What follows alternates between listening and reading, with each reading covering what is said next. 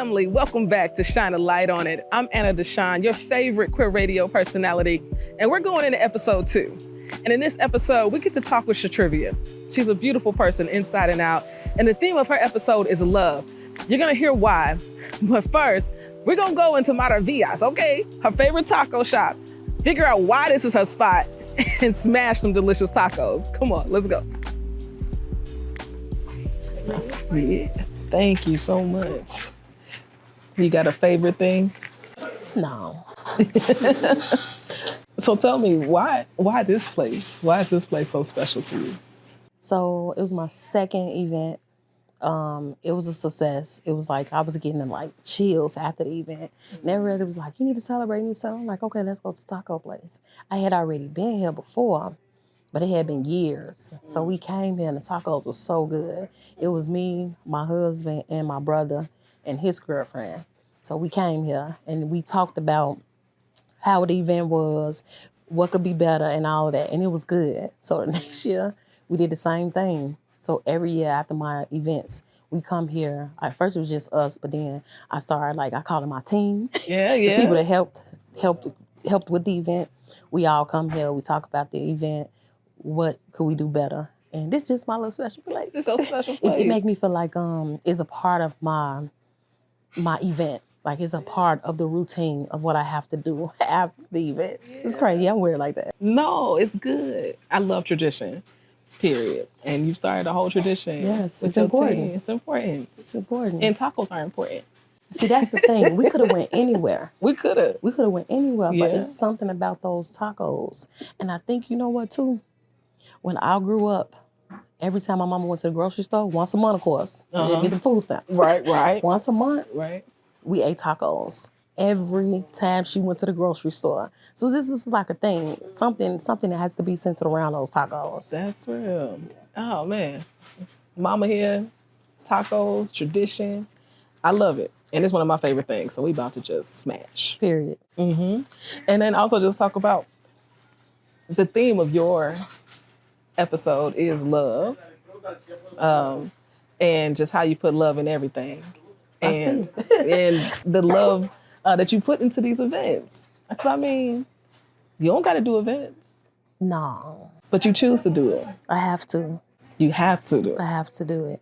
What's the have to part of that? So let me give you an example. So this year, my goal was to get 50 people in a room. You know, I think one event I had 62. I think that was really good. But I'm like, okay, 50 people for my last event of the year. So people been canceling on me. My event is Saturday. People been canceling. And I thought about it like twice. Maybe I should cancel. I don't have no tester. One of my speakers canceled. So I was telling my husband today, I said, you know what? It don't matter who show up because 2 people can show up. And I can educate those 2 people and they can go and tell the world. So it's important for me to still have the event regardless of how the numbers, you know, they say it's strength in numbers. Numbers don't lie. That is true. But if you can educate one person, that would change the whole west side of Chicago. So I have to do these events because that's my way of feeling like I'm doing something for my community by trying my best to educate. So I have to, regardless of who show up, because I know at least one person gonna get a word. I don't know what the words say. Something about when 2 or more are gathered. That's what it say. When 2 or 3 are in the mix, God is in it. When it's 2 or 3. So as long as we get 2 or 3, we good. We good. And my kids is 4. So my husband, that's 5. We just 6 right there. We good. You already hit it. We're good. World AIDS Day 6 years ago, you decided to go on the internet and tell the whole world about it. And you started on YouTube, and then you decided to go to Facebook. I would love for you to tell us the story about when you decided to go live on the internet and tell everybody about your status. About 6.5 years ago, I left a bad relationship. In that relationship, God was continuously telling me to become free. But I was scared. I was scared because I knew that me becoming free meant I had to not only expose myself, I would be exposing other people. And that was hard. It was hard, like, do you want to die for this? You know, you want to die? Because that's what you think about, like somebody kill you. So I went over to, actually, I did a 7-day, maybe like a 7-day, I'm gonna say a fast in a sense, about on forgiveness, because I had reached out to a pastor, which is my husband. I reached out to him and I told him what I wanted to do. And he asked me why I was doing it. And I told him that I wanted to help other people and I wanted to become free. So he said he wanted to make sure that, thank you. He wanted to make sure that I was doing it from a good place. Thank you. That I was doing it from a good place and that I forgave. So we did a forgiveness. We talked about forgiveness, and that's what I worked on 7 days before. So that morning, I worked nights. I'm a CNA, been a CNA for 21 years in the CNA. And I turned on TikTok. I love TikTok now. That's why I say TikTok. But I turned on YouTube, and I had maybe like 100 followers. So I'm like, okay, I'm gonna go ahead and do it on here because there ain't a lot of people on here. Because I'm really shy. People don't believe me, but I'm a Virgo. I'm very shy. But when I get to talking, you can't get me to stop. Yeah. So I goes on there and I turn the camera on and I'm like, what do real A's they mean to you? What do real A's they mean to you? And then I just like, I'm HIV positive. I've been HIV positive for 14 years. I said little something like 8 minutes. Yeah. And I got off. God was like, no. Because I had already built a platform on Facebook because I used to do different businesses and stuff. Yeah. And I'm always posting something positive. So I had a platform over there and I didn't want to do it. I was so scared, like people gonna see me. People gonna see me that I know. Right. You know. That you're gonna see again. People that you were gonna see again. Yeah. And some people know I'm married. You see what I'm saying? Yeah. So the attachment to that, I was so scared that I had to do it. So I went out, I was driving home and I called my friend and she was like, come over here, stop over here. So we sit in the car and she was like, girl, you gotta do what God told you to do. I'm like, okay. So I set the phone up in the car. She was sitting there smoking. You did it from your car? I did it from my car. I was in the car, straight off work. Oh. So I set the phone up on the steering wheel, and she was sitting there smoking her cigarette. She was smoking her cigarette. Like, girl, go ahead. So I turned the camera on, and I was like, what do real A's they mean to you? What do real A's they mean to you? I kept saying it, like boosting myself up to prepare myself. So what do real A's they mean to you? What do real A's they mean to you? It might not mean none to you, but it mean a lot to me because I'm HIV positive. And after today, you won't be able to say it mean nothing to you because you have a friend here on Facebook that's HIV positive. I just shot. Like I just was talking. She was crying. She was crying. I cried a little bit. She cried. I said a lot, but things I remember that I said. I said I wanted to get educated. So that's why the Let's Get Educated, that's where that came from. In that video, I said, we need to become educated. And that Let's Get Educated kept coming up. I said I wanted to do events. I said I wanted to write a book. And I wanted to educate the community and this and that. Girl, I did all that. Did all that in the 6 years itself. The last thing was to give me a center. I wanted my own center where people can come to and get tested, do support groups, anything HIV related I want to have in this little place. So I have not done that, but my life has changed these 6 years. And I'm still eating tacos. Come on, still eating tacos. Sometimes we don't know how much love we got in our life until we put ourselves out there or ask for something or be vulnerable. It's in those moments we realize just how loved we are sometimes. Yeah, and it's usually people that don't know us. You know how long it took for my family to come to the event? I let them know. And they love me. But it took years. Even when I started writing books, I didn't even ask them to support. So I tell people, me going on social media and doing what I do, that's my support system. It's my support system and I'm a lot of people's support system. So what I did was I didn't ask my family and friends about my books. I asked my supporters. So I have people that support me and that I done met that's like friends and family to me on social media. Like some of my events, well, not this one because people cancel, but some of my events, actually my first event, somebody came from Wisconsin, Michigan, Minnesota, Missouri, and I think Kentucky, my first event I had. And that was for me, that was a lot.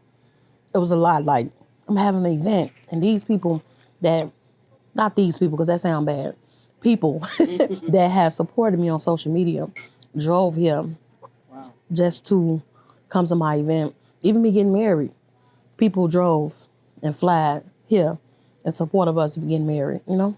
Yeah. And I always tell my followers that, I used to tell them when I first started getting a lot of action, I ain't gonna change. Yeah. I want to be the same. I want to be silly. I want to be the girl that laugh. I don't want to be out, yes, I am HIV positive. And you know how some people is, some people overly serious about it, which, that's their personality. Yeah. That ain't me. I'm gonna laugh all the way through the video. All the way through the video, I'm gonna laugh. If I'm sad, I'm gonna tell you I'm feeling good today. Yeah. Because people need to hear that. Yeah. I can post something and it could be a powerful post. And it's like, oh my gosh, she's strong, it's beautiful. Dang, really? It's beautiful.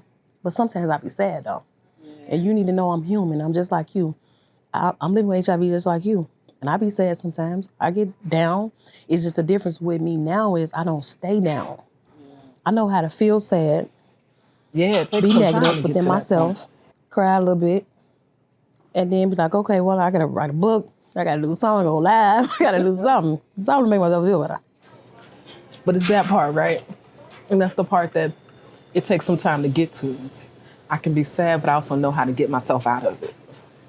It took a long time. Yeah, it takes some time to get to that point. It took a long time to understand that it's okay not to be okay. Yeah. Right now. But don't stay there. And I stayed there a lot of years. That's why when I talk to people, I tell them things to do. If you do these 3 things, this will help you right now. Oh, wait, you got 3 things? 3 things. Okay. You do 3 things. Because if you do these things, you will prevent yourself from being sad, depressed, and trying to kill yourself like I did. Okay. You got to do 3 things. All right, we got 3. All right, what's the first? So the first one is accept your new normal. Life before they told you use HIV positive no longer exists. You have a new normal. You finna learn how to think again. You finna learn how to live again. You finna learn how to talk again. It's like you're gonna learn how to live all over again. This is your new normal. You have to accept that. Mm-hmm. Second thing is, you have to forgive yourself.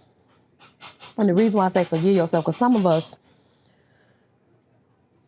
of us ain't gonna admit it, but we had unprotected sex. Forget about if that person knew or did not know, did it to us on purpose. Let's forget that part for a second. Mm-hmm. A lot of us chose to have unprotected sex with the person we loved. And we gotta forgive ourselves for that. Yeah. And that's gonna help us feel better. And the last thing is, learn how to love you. That's the biggest one out of all.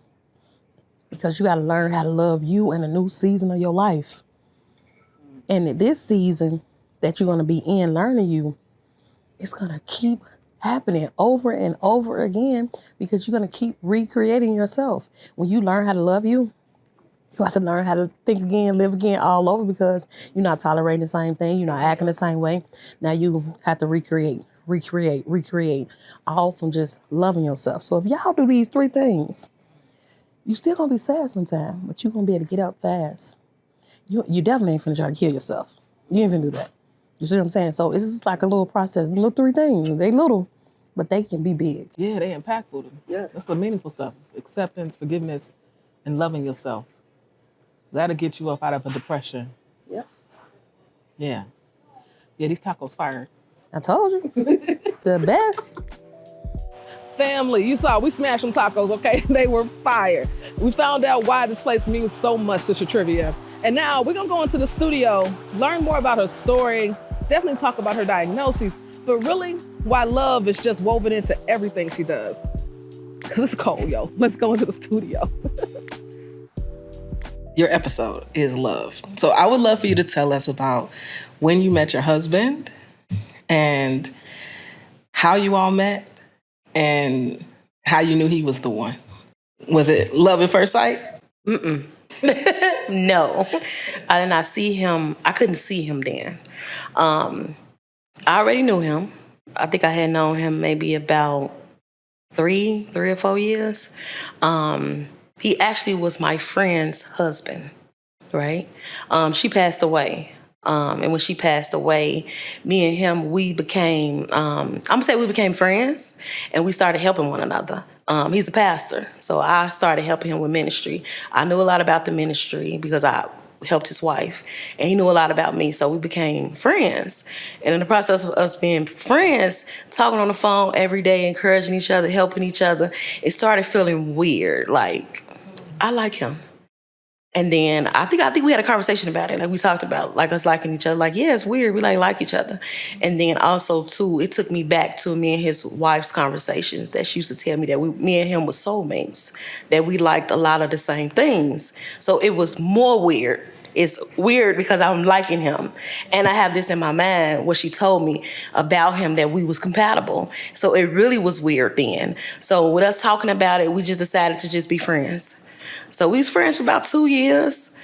Like, and Manuel, I had been in so many unhealthy relationships. So to be in be friends with someone that I know I like him and I'm falling in love with him, but we're not in a relationship. So it helped me be his friend outside of the relationship. So it helped me build trust, communication, but most of all, like, unconditional love.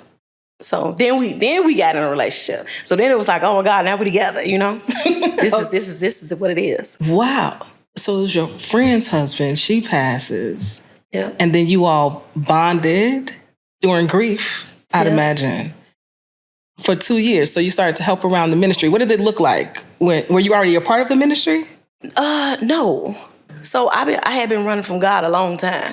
So his wife used to always say, you should do this, and this. And she's always been encouraging me to do things in ministry. But I wouldn't. I'm a Virgo. I don't like to work with people. I like to work by myself. So I just was doing my own thing. So I was not helping with the ministry, but I was helping her behind the scenes with the ministry because I was in sin. I didn't want to be doing nothing in sin. So I knew so much about the ministry, it was easy to just walk in it, you know, to help him with the day-to-day things that, you know, a pastor shouldn't do everything. They should just study and lead. They shouldn't be doing all the little stuff. So I started helping out with the little stuff. And it was complicated in the beginning because we was friends. But anybody that, if you see two people interacting, you could see chemistry. So everybody saw the chemistry, but we wasn't saying we liked each other, you know? It was just like, we like each other, but we just doing ministry. So it was complicated in the beginning because the people around us didn't understand. Shoot, we didn't understand. It's about them. We didn't understand. But it sounded like your friend did understand. And that's the part that I try my best not to speak for her because she's not here. But it's hard for me not to because in my heart, especially now, me getting closer to God, I keep looking over there.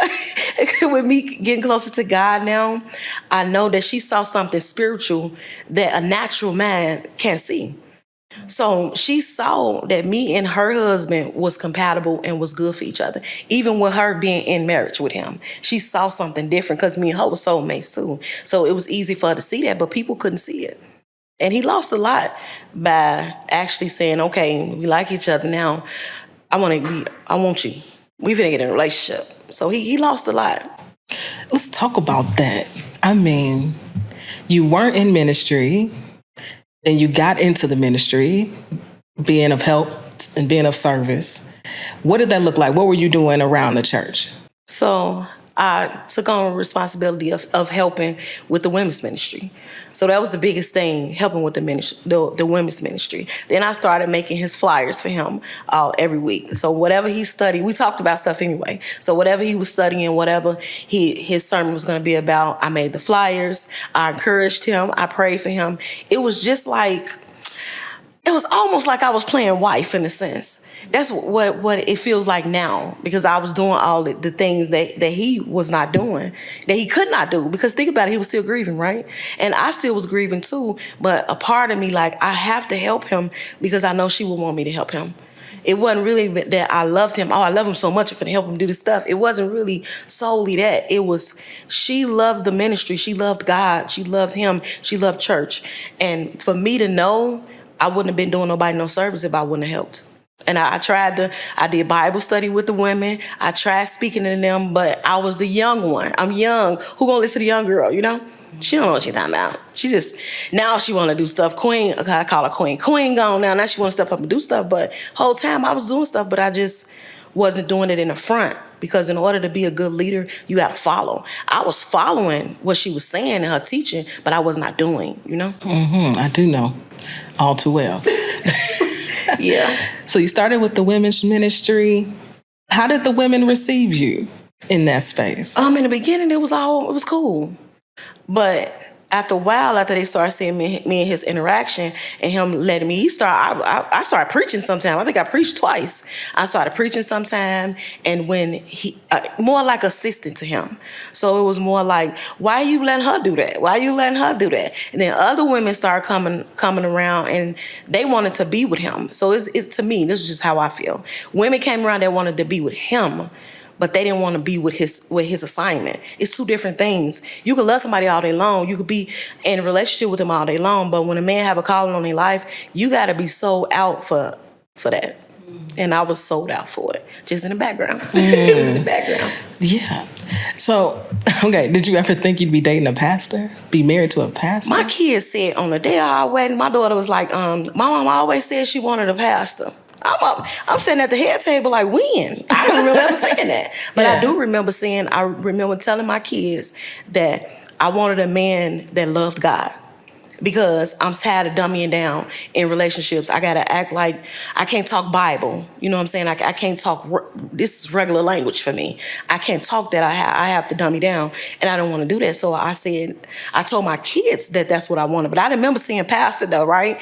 So, but after knowing I had that conversation with the kids, but also conversation with myself, where I was at after leaving a abusive relationship, I knew I was gonna need a man that loved God.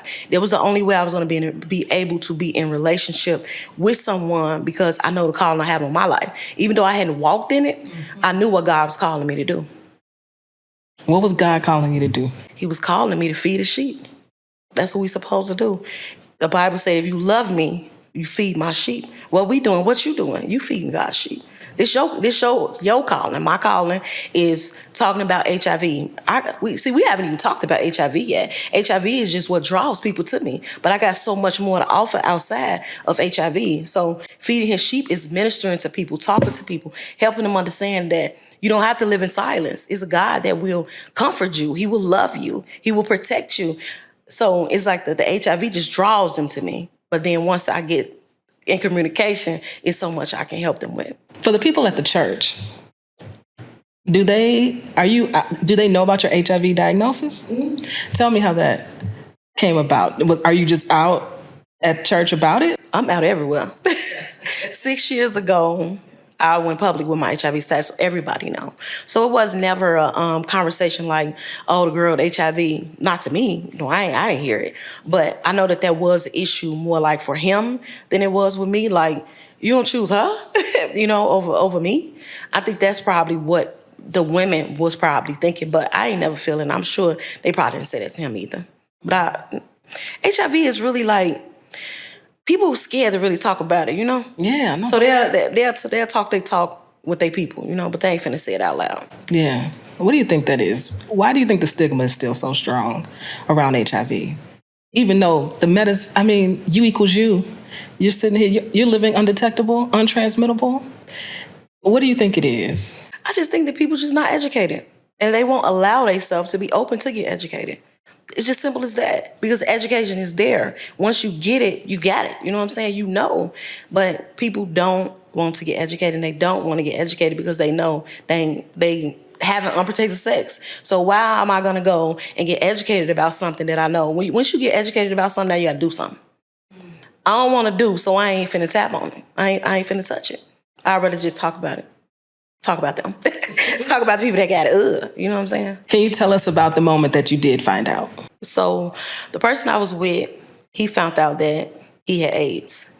So, actually, I found out with him when he found out he had AIDS. I was sitting in the hospital with him, 8.5 months pregnant. Something like this, in a bed like that, you like the doctor.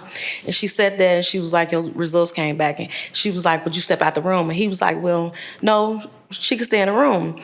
So she said, well, your test results came back positive, you have AIDS.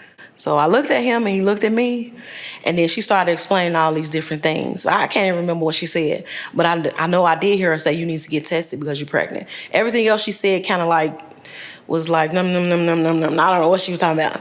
So he said, don't leave me. It'll be me and you against the world.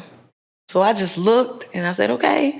I called my midwife. I told her what happened. I went and got tested, and 2 weeks later, me and him both, we went to the doctor. It's weird because he was sick, and I was leaving him as we was walking. He was so little. He was like 230 at first, and then once he got diagnosed, he was like 180. So he was so small, I was leaving him. I had to keep pulling him. It's funny today, but it wasn't funny back then. I was starting pulling him, but I wasn't realizing I was pulling him through the clinic.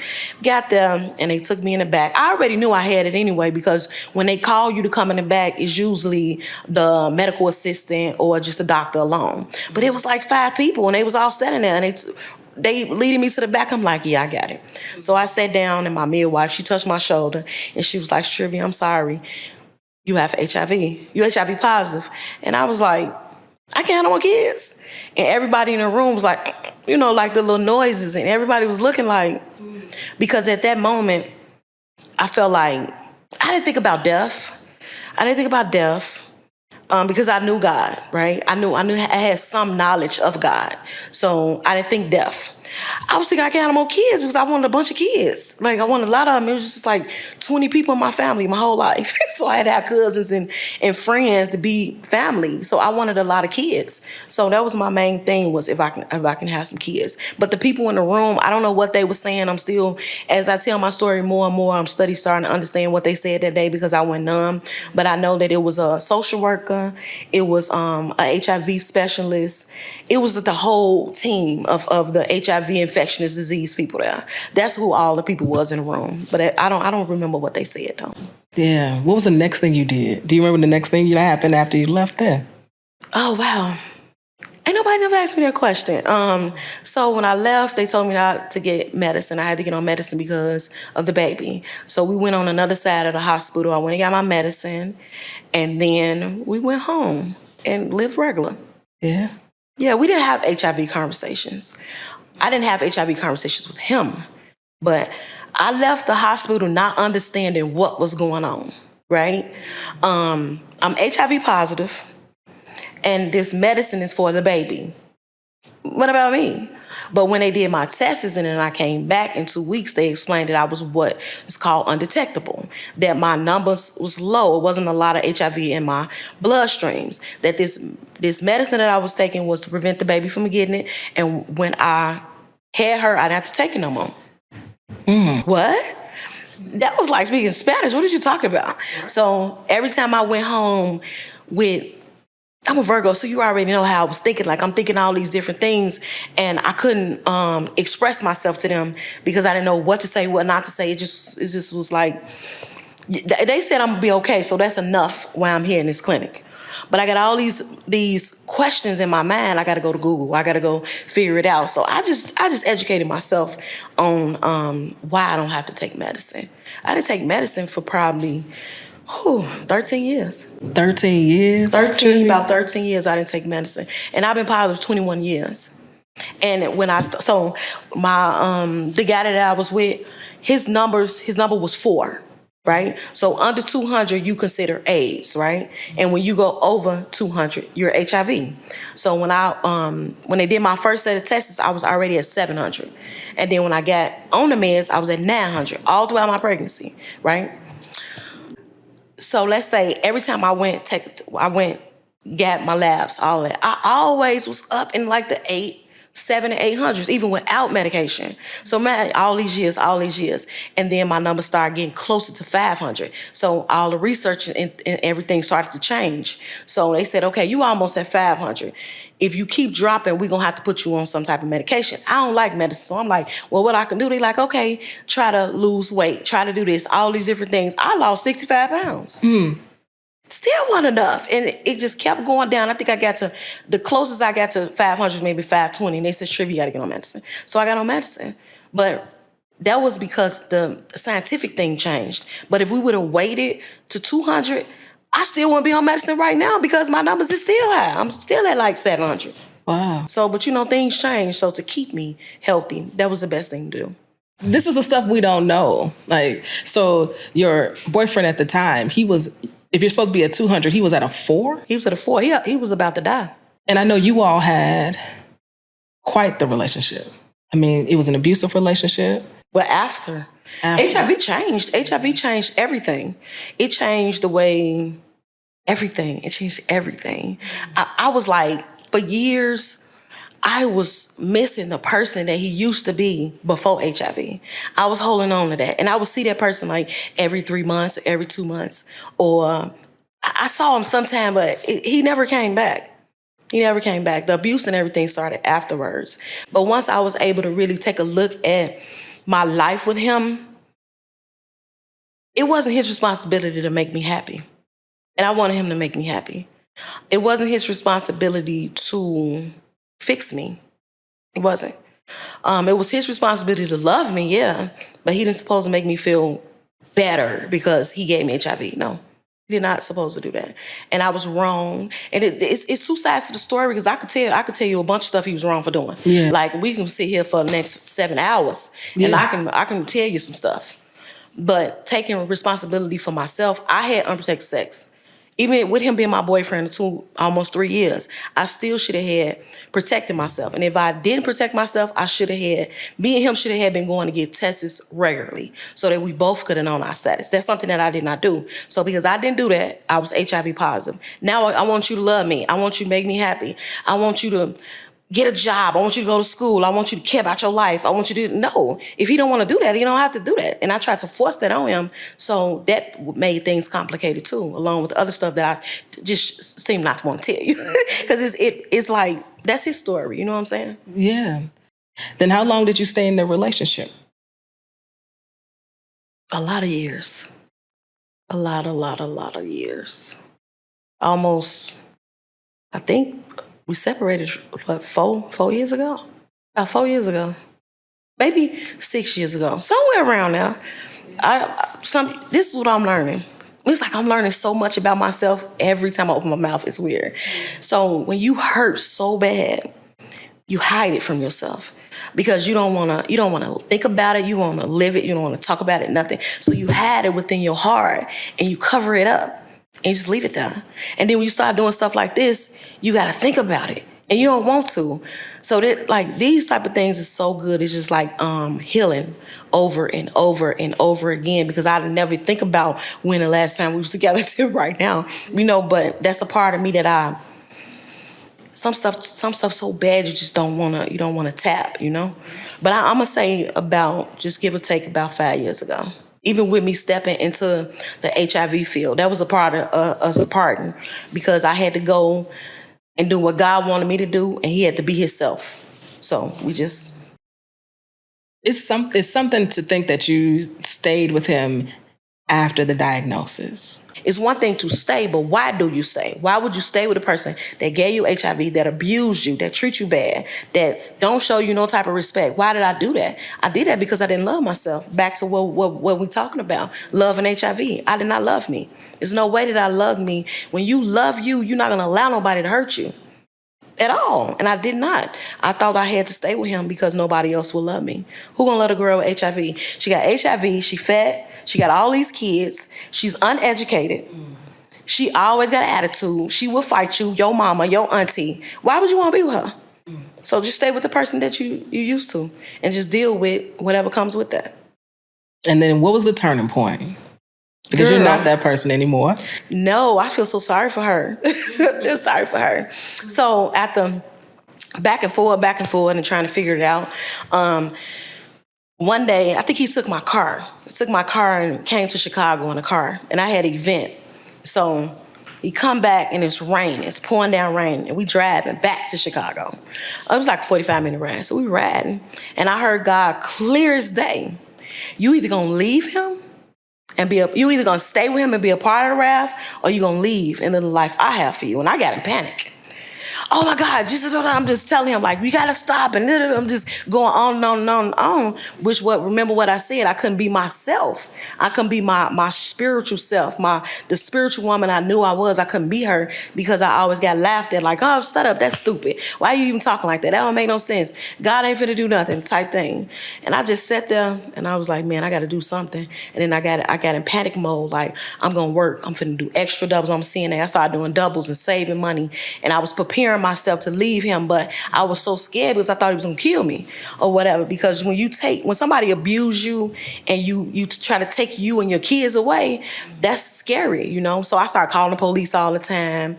I started calling domestic violence hotlines. I started understanding what abuse was, because he got to the point where he wasn't physically abusing me no more. He was mentally abusing me, and I didn't understand it. Everybody else saw it, but I couldn't see it. So I started researching and learning and working doubles, and I saved my money up, and one day he was gone, and I moved with me and the kids and didn't look back. Didn't look back. Well, I looked back a little bit, to be honest. Look back to see, did he change or is he better? But every time I looked back, it was like fire. Like, why you study touching it? It hurt, you know? You've been really open. My husband now, he was the first person that ever interviewed me on his platform. So he interviewed me, and then every Friday we did prayer calls. I never paid him no attention. That's the crazy part. Like, telling this is like, we was doing stuff before we even was doing stuff. I did not see him like, he was just her husband, and he was a spiritual man.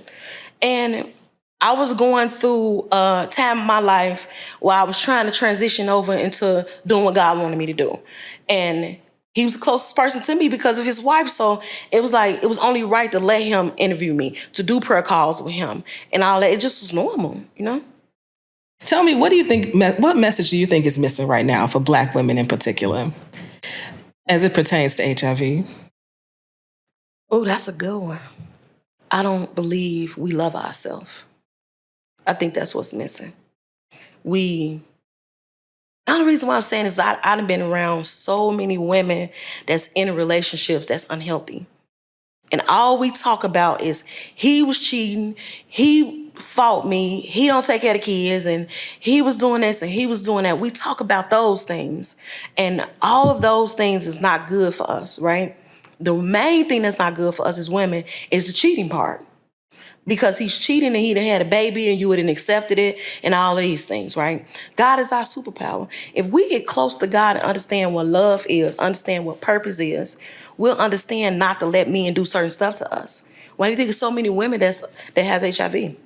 We stay with them, we keep loving them, and we don't hold them accountable.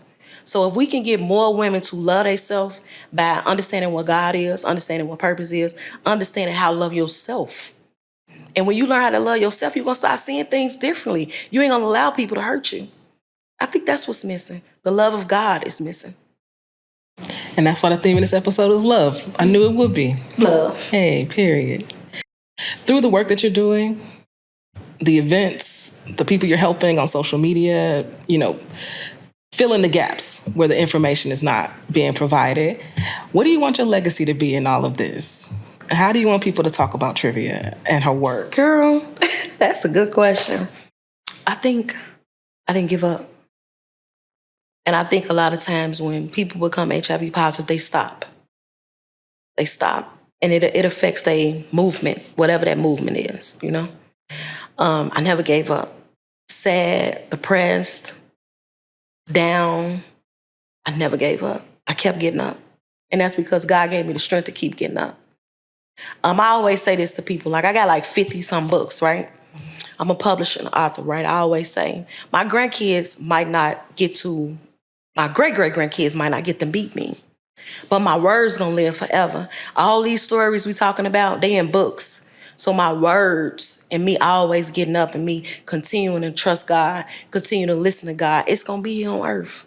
And that's gonna tell my story. That's gonna be my legacy, all my books. For my grandkids, not the real, you know, the real, that's fine, that's cute. It's all right. But my grandkids, that's, I want them to look at me like my grandmother didn't give up and she kept trusting God, and then make them trust God. That's enough legacy for me. Mm-hmm. Thank you. You're welcome. Thank you. Hi, I'm Chatrivia. I just love tacos so much. I believe it's time for Black women to start loving themselves and loving God. I'm living with HIV, but HIV don't have me. But I'm here to shine a light on it.